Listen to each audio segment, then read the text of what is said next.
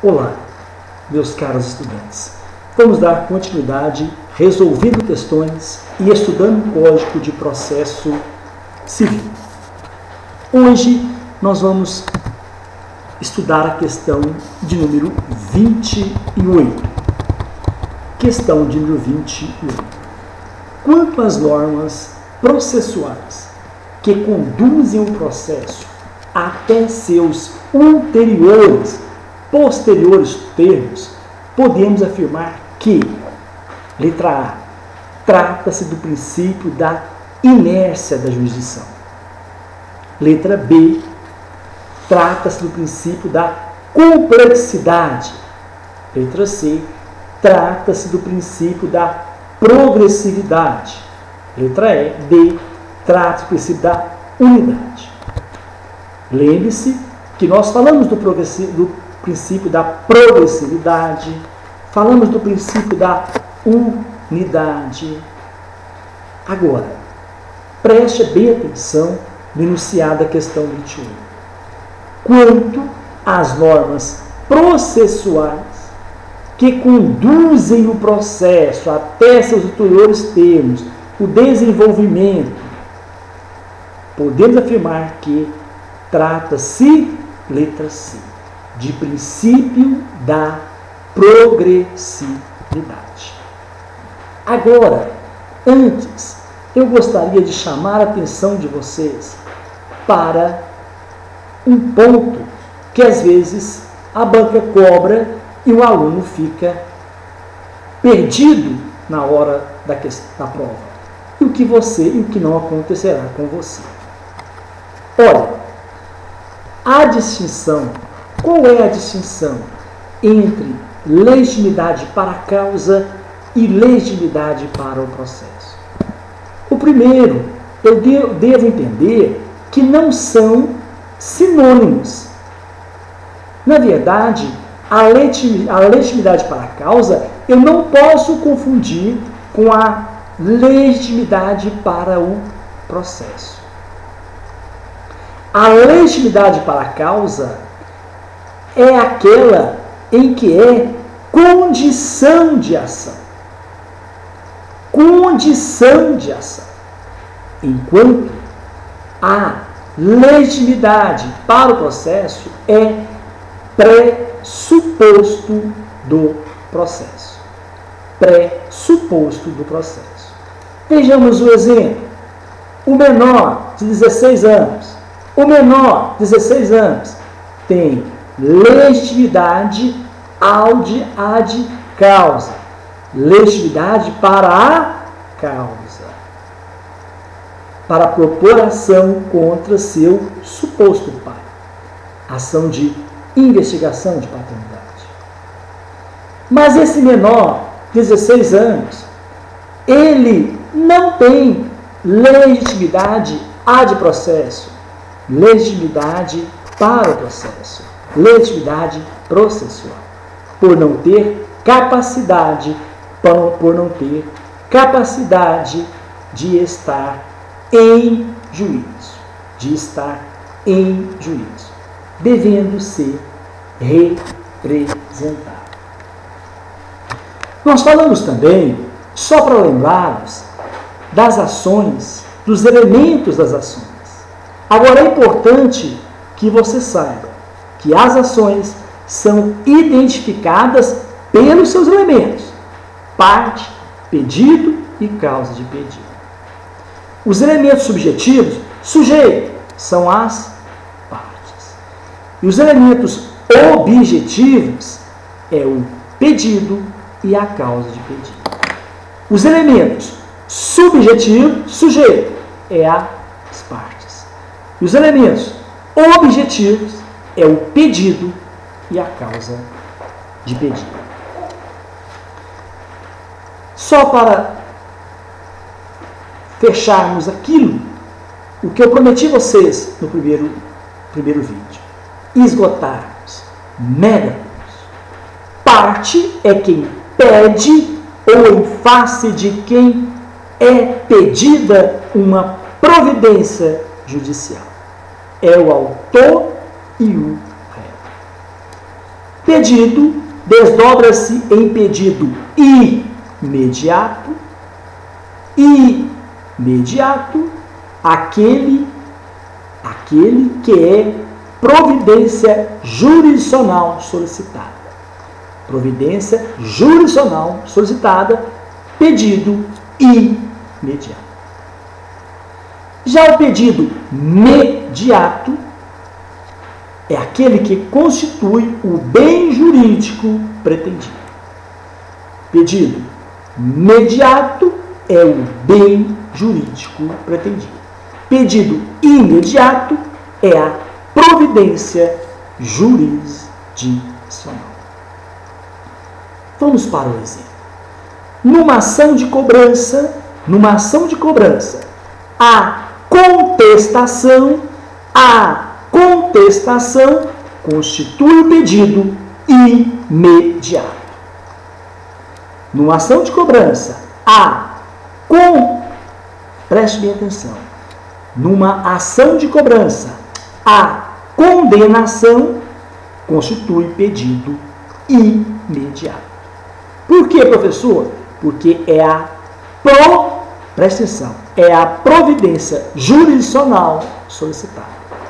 Numa ação de cobrança, a condenação é o pedido imediato. Preste bem atenção. Ao passo que o recebimento do crédito, o dinheiro, é o pedido mediato. É o pedido mediato. Novamente, numa ação de cobrança, a condenação é o pedido imediato, porque é a providência jurisdicional. Já no pedido mediato é o pagamento, o dinheiro que a pessoa recebe. A causa de pedir subdivide-se em causa remota, que se relaciona com o fato. Causa remota, fato. E a causa próxima, que se relaciona com as consequências jurídicas desse fato.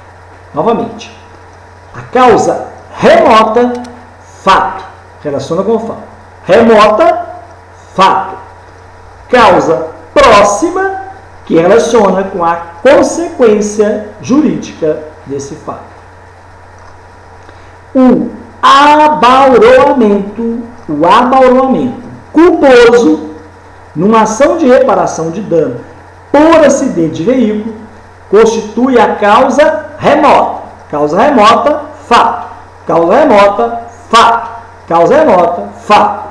Já as consequências jurídicas, obrigação de indenizar, causa próxima. Novamente, causa remota, fato. Causa próxima, consequências do fato. Entenderam? Vamos então resolver mais algumas questões. Questão 29. A tutela estatal se manifesta nos limites da provocação e desde que provocada. A citação acima faz referência ao princípio da oficialidade, onde o juiz deve se manifestar de ofício sobre questões relevantes. B. A limitação jurisdicional que está inserida no artigo 2º do CPC. C. A provocação da tutela jurisdicional compete ao réu que lesa ou ameaça lesar direito do autor. D. A provocação da tutela é de competência exclusiva do Ministério Público, não cabendo às partes promover. E aí? Enunciada a questão 29. A tutela estatal se manifesta nos limites da provocação. E desde que provocada, nós estamos falando da jurisdição. Olha o que diz o artigo 5º. Nenhum juiz prestará tutela jurisdicional, senão quando a parte ou o interessado a requerer nos casos e formas legais. A alternativa correta é letra B de bola. Quero chamar a atenção de vocês para o artigo 5º. Como nós estamos vamos esgotar todo o dispositivo do processo civil, diz o artigo 5º, se no curso do processo, no andamento do processo, se tornar litigiosa relação jurídica de cuja existência ou inexistência depender o julgamento da lide, qualquer das partes poderá requerer que o juiz a declare por sentença. É a declaratória. Preste bem atenção. Se, no curso do processo, se tornar litigiosa a relação jurídica de cuja existência ou inexistência depender do julgamento da lide, qualquer das partes vai querer que o juiz declare a sentença. Declare por sentença. Sexto, ninguém, presta atenção no que diz o legislador, poderá pleitear em nome próprio direito alheio. Esta é a regra. Ninguém poderá pleitear em nome próprio, essa regra, direito alheio.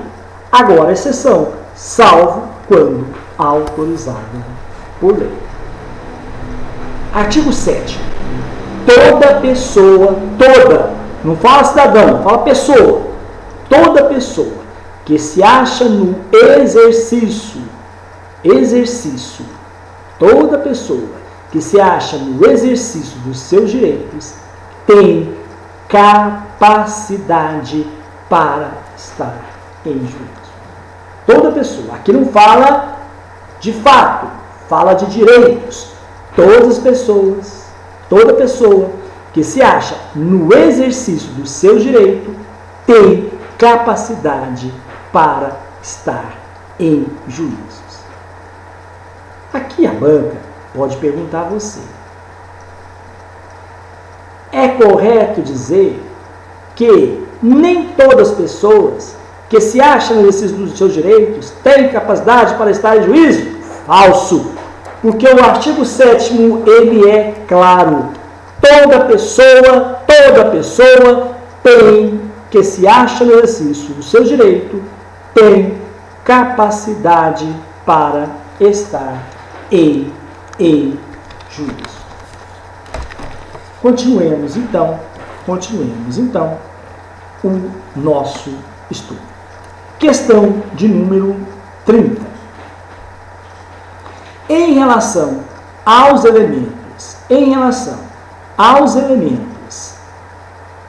da ação, A tem várias funções processuais. Uma delas é identificar casos de rescisão processual. B serve, entre outras coisas, para identificar perempção, prescrição e decadência. Quero só chamar a atenção de vocês. Os elementos da ação é parte, pedido e causa de pedido. C atua como uma identificação processual, tendo várias funções, entre elas identificar litispendência conjugada e acareação de ações. D apresenta relação direta com os fenômenos da litispendência, conexão conjugada, entre outros. Qual é a alternativa correta? Meus caros, os elementos da ação ou da causa têm importância para determinar a existência de coisa julgada, litispendência, conexão e continência. Para que se caracterize a coisa julgada ou a litispendência, por exemplo, é necessário que coincidam todos os elementos da demanda. Partes, pedido imediato, o exemplo que nós damos, e imediato, causa de pedido próxima e remota. Mais um exemplo para fixar. A alternativa correta é a letra D. Letra D de dado. Mais um exemplo. Acidente automobilístico. O autor entra com duas ações contra o mesmo réu. Um acidente automobilístico. O autor entra com duas ações contra o réu. As partes e a causa de pedir, preste atenção. Vamos dar um exemplo de autor. João entra com duas ações contra Pedro. Ok? Vamos lá. Em uma ação, presta atenção, em razão do exemplo lístico, o autor entra com duas ações contra o mesmo réu. Em uma ação, pede danos emergentes. Danos emergentes. Em outra, lucros cessantes.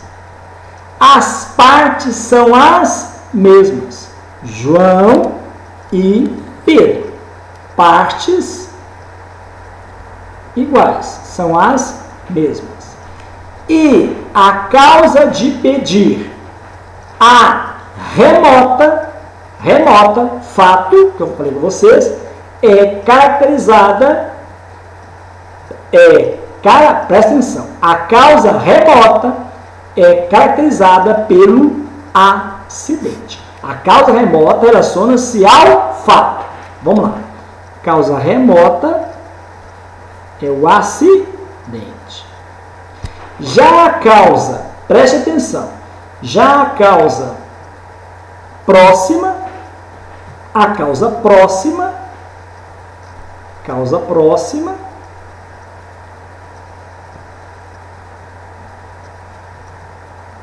vamos lá. A remota é caracterizada pelo, eu estou notando aqui, pelo acidente. E a próxima, pelas consequências jurídicas do fato. O que é a consequência jurídica do fato? É a obrigação de indenizar. A obrigação de indenizar. De novo, João entra com duas ações contra Pedro. Mesmas partes, João e Pedro. Numa, ele pede danos emergentes. Noutra, ele pede danos cessantes. Eu falei com vocês que a causa remota relaciona-se ao fato. Então, a causa remota é o acidente.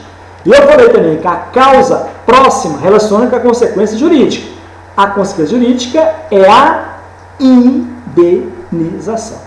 Então, na primeira, ele pede lá. Então, a causa próxima, pelas consequências jurídicas do fato, isto é, obrigação de indenizar. São idênticas no que se refere aos pedidos.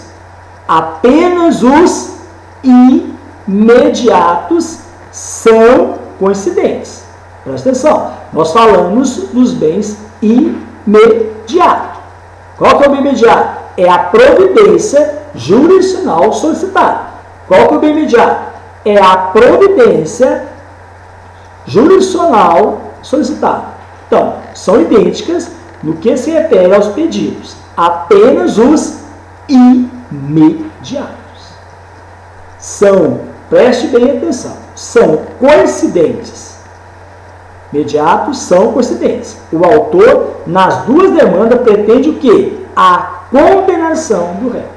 Nas duas demandas, o autor pede a condenação do réu. Já os pedidos mediato, qual que é o pedido imediato? O pedido imediato relaciona-se, preste atenção, relaciona-se ao direito substancial. Já o pedido imediato são distintos, porque pede danos emergentes e danos cessantes. Imediatos são distintos, em cada ação ele pede um tipo de... cada ação ele faz um pedido. Uma, ele pede danos emergentes e na outra ele pede lucro cessante. Então, os pedidos imediatos são distintos. Em uma ação, pedem-se danos emergentes e em outras, lucro cessantes. Neste caso, há conexão entre as ações. Mesmo autor, mesma causa de pedido. Agora, os pedidos imediatos são iguais. Providência jurisdicional solicitada, condenação. Já os pedidos imediatos são distintos. Lucros cessantes e danos emergentes. Mais uma vez, chama a atenção de vocês. Pedido imediato é a providência jurisdicional solicitada. Pedido imediato é a providência jurisdicional solicitada. Pedido imediato é o bem jurídico pretendido. Então, no pedido imediato é a condenação. No pedido imediato é lucro cessante e danos emergentes. Na causa de pedido, nós temos a causa remota, relaciona-se com o fato. Na causa próxima, as consequências. Remota, o acidente, as consequências, indenizar. Novamente, causa remota, acidente. Próximas consequências jurídicas, obrigação de indenizar. Remoto, acidente. Próxima, obrigação de indenizar. Muito bem. Questão de número 31. Ao propor uma demanda, o autor deverá inicialmente demonstrar a. Interesse e capacidade processual. B. Interesse e legitimidade. C. Os elementos da ação e as condições da ação. D. Os pressupostos processuais referentes aos princípios da jurisdição. Meus caros, ao propor uma demanda, o autor deverá inicialmente demonstrar, artigo 3º do Código de Processo Civil. Para propor ou contestar a ação, é necessário interesse e legitimidade. Letra B é o nosso gabarito, conforme dispõe o artigo 3º do Código de Processo Civil. Questão 32. Questão de número 32. No direito brasileiro, não se admite a autotutela. Preste atenção. Devendo todos os conflitos serem levados ao conhecimento do judiciário para que seja solucionado. Logo, podemos afirmar que o direito brasileiro, em regra, não se pode exercer os direitos pelas próprias mãos, devendo sempre os interessados a submeterem à substituição da vontade pelo Estado. B de bola. Logo, podemos afirmar que no direito brasileiro, jamais uma pessoa poderá exercer seus direitos pelas próprias mãos, devendo sempre os interessados se submeterem à substituição da vontade pela do Estado. C. Logo podemos afirmar que no direito brasileiro uma pessoa deverá se submeter à tutela jurisdicional do Estado sempre que lhe convier, não podendo nunca exercer seus direitos pelas próprias mãos. D. O exercício dos direitos pelas próprias mãos é inadmissível, inexistindo no direito pátrio qualquer possibilidade de sua ocorrência. Primeiramente, eu vou começar pelo fim, pela alternativa D. Ela está errada. O exercício de direitos pelas próprias mãos é inadmissível? Falso. Ele é admissível, com exceção. Inexistindo no direito pátrio qualquer possibilidade de sua ocorrência? Falso. Letra C. Logo, podemos afirmar que o direito brasileiro, uma pessoa deverá submeter à tutela jurisdicional do Estado sempre que ele convier. Não, convier não, de acordo com as exigências legais. B de bola. Logo, podemos afirmar que o direito brasileiro jamais errado. Essa palavrinha não existe quanto a esse conteúdo. A nossa alternativa correta é letra A. Logo, podemos afirmar que o direito brasileiro, em regra, não se pode exercer os direitos. Em regra, não se pode exercer o direito pelas próprias mãos. Em regra, devendo sempre os interessados a submeterem à substituição da vontade pela do Estado. Muito bem. Vamos então para a questão de número 33. Considere as afirmativas. Item 1.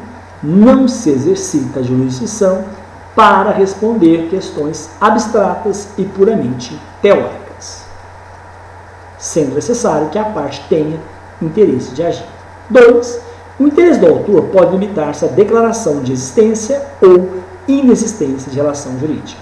Item 3. Ninguém poderá pleitear em nome próprio direito à lei, salvo quando autorizado por lei. 4. O juiz poderá prestar tutela jurisdicional independentemente de requerimento ou da parte ou do interessado. Cuidado! A banca, a maioria, cobra a literalidade do dispositivo legal. Vamos então para a análise. Nós queremos a alternativa correta. Inciso 1. Não se exercita a jurisdição para responder questões abstratas e puramente teóricas, sendo necessário que a parte tenha interesse de agir. Corretíssimo. Qual que é a condição da ação? Interesse de agir. Que mais? Legitimidade da parte. E que haja também pedido possível. Já imagine, meus colegas, se na nossa legislação não tivesse essa exigência de causa, de condições de ação, estariam propondo, já propõem abstratamente pedidos ridículos. É por isso que nas condições de ação é preciso ter possibilidade jurídica de pedir, interesse de agir e legitimidade para a causa. Então, o item 1 está correto. Item 2. O interesse do autor pode limitar-se à declaração de existência ou inexistência da relação jurídica. Perfeito. É o que diz o artigo 4º. O interesse do autor pode limitar-se à declaração de existência ou de inexistência de relação jurídica.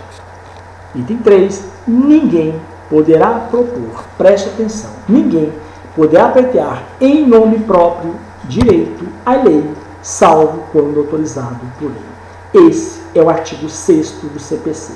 Ninguém poderá pleitear em nome próprio direito à lei, salvo quando autorizado por lei. Corretíssimo. Item 4. O juiz poderá prestar tutela jurisdicional independentemente de requerimento da parte. Está errado. Errado. Que diz o parágrafo 2º. Nenhum juiz prestará tutela jurisdicional, senão quando a parte ou o interessado a requerer nos casos e formas legais. A nossa alternativa é letra B de bola. Letra B de bola. Questão de número 34.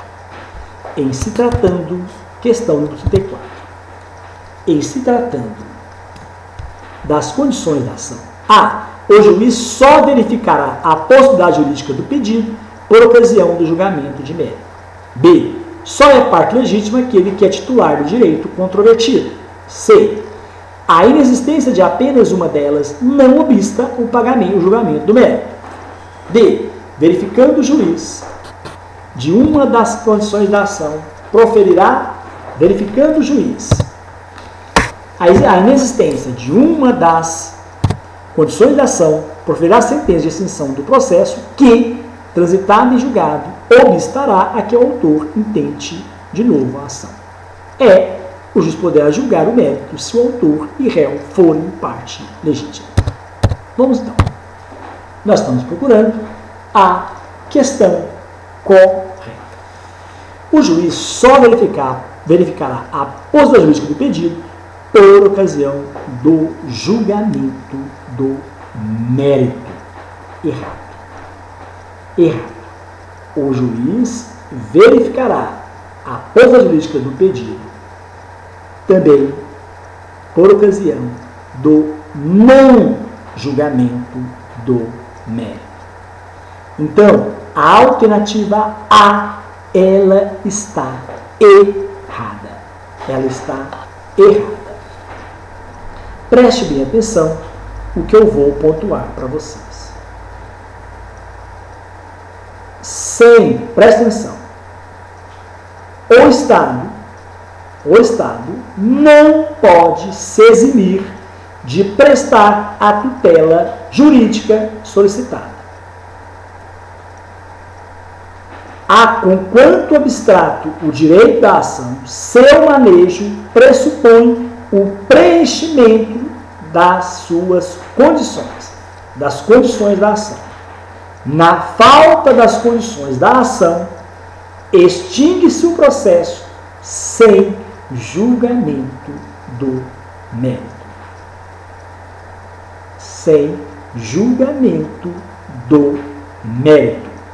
Fenômeno que se denomina carência de ação. Fenômeno que se denomina carência de ação. Preste atenção no restante. Tal exigência decorre do fato de que a jurisdição só atua se o ordenamento jurídico não vedar o exame da matéria posta em julgamento. Se houver necessidade, por parte do autor, da providência jurisdicional solicitada, e se o autor for possível titular do direito pretendido. Não esquecendo que as condições da ação são necessárias, imprescindível para a propositura da ação. Na falta delas, extingue-se o processo sem julgamento do mérito. Sem julgamento do mérito.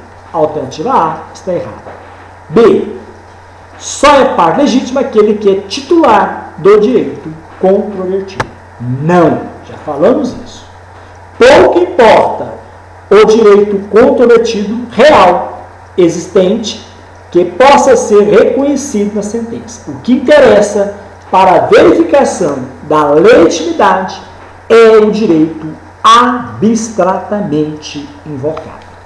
A afirmação do autor de tal forma que o juiz possa estabelecer um nexo entre a narrativa e a conclusão. A alternativa B está incorreta. A alternativa C. A inexistência de apenas uma delas, das condições da ação, não obsta o julgamento do mérito. Lógico, a inexistência das condições da ação, extingue o processo sem julgamento do mérito. Alternativa D.